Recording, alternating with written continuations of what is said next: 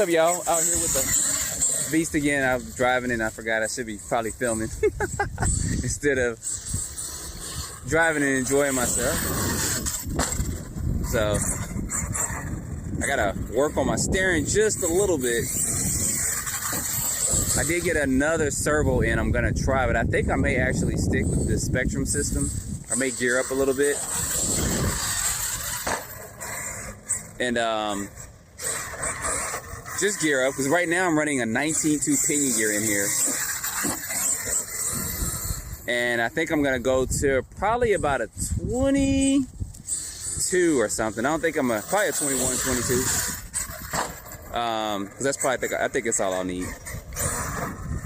If I'm hitting about 50, I'll be fine with that. I don't need this thing to go 60, 70 miles per hour. Not that you can't get it up that fast, which would be fine. Maybe at some point in time I'll do that, but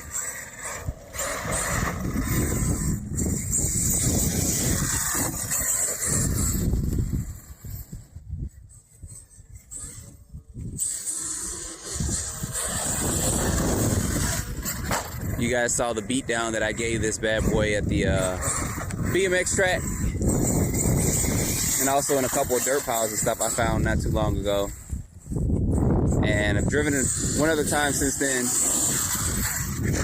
Oh, right on the roof. Oh, I want to straighten his body up, but it's gonna happen. And so far, so good. You know, not any issues, anything like that. You guys asked about bent chassis and stuff like that. I haven't had any issues. Not saying that that won't happen now, y'all. When you go jumping this thing 30, 40 feet and landing wrong especially, something's gonna happen.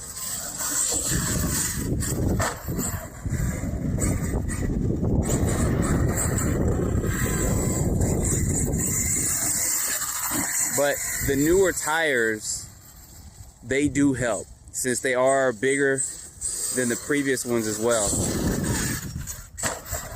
They do help. They do help absorb some of that impact and stuff.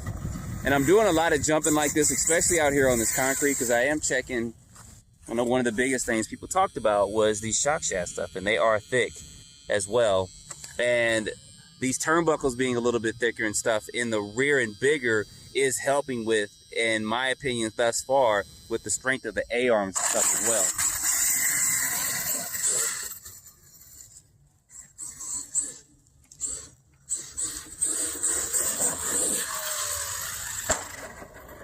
We're just gonna jump smooth.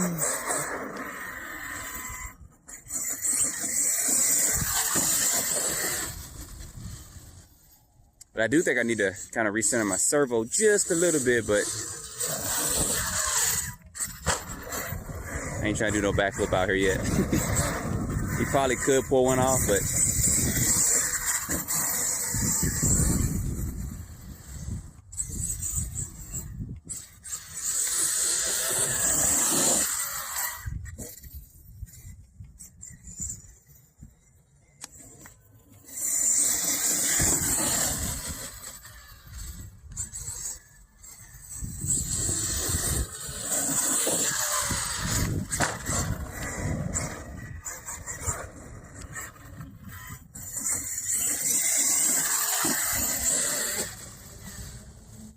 so I'm not sure if I'll put that 800 kV in. I may try it just for kicks and giggles. I know you guys want to see that as well.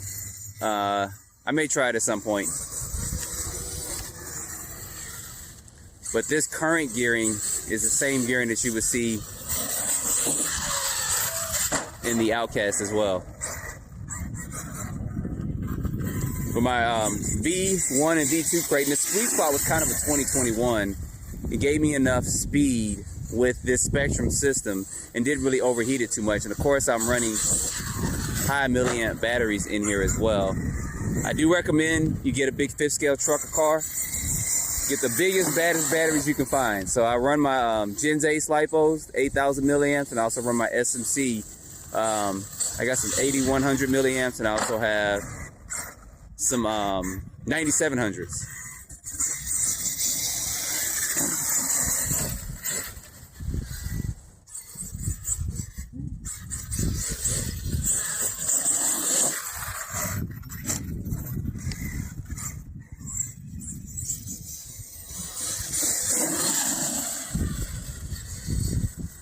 and getting pretty decent runtime as well. Because you do need it. If you get some 5,000, you're going to be like, man, I got 8 minutes runtime on that.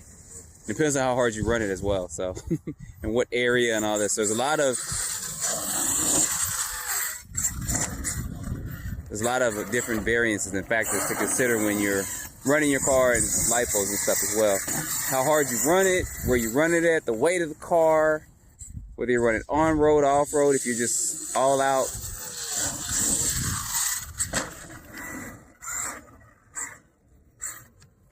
Or not. So all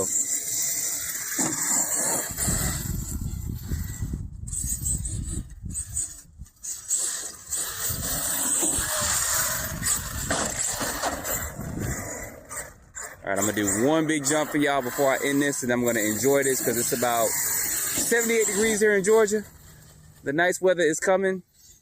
I got another area I'm gonna run this bad beast at, big construction site. I was able to sneak in there and run it earlier another time, so I'm gonna go back up in there. All right, we gotta do another one of those. That was too smooth and too good.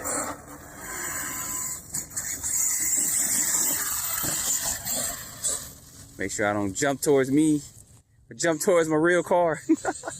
That would not be pretty. I probably didn't get that. I gotta do that again.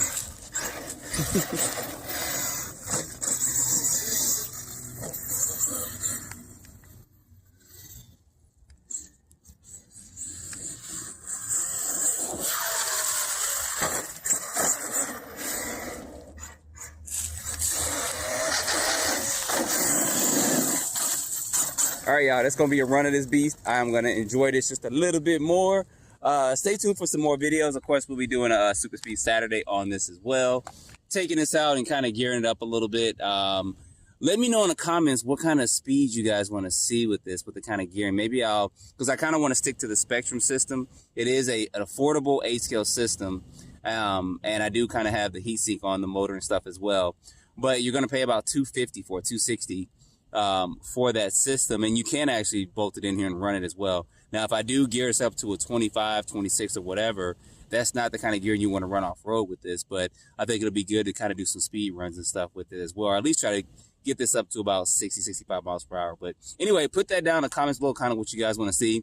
I guess the person that, or the comments that have the most with the gearing on, like if 5 people put the 25 tooth in there, or 25T, or 23, whatever it is, I'll go ahead and gear it to that and get this out running. So anyway, guys, I would like to subscribe and stay tuned for more videos. Thanks for watching.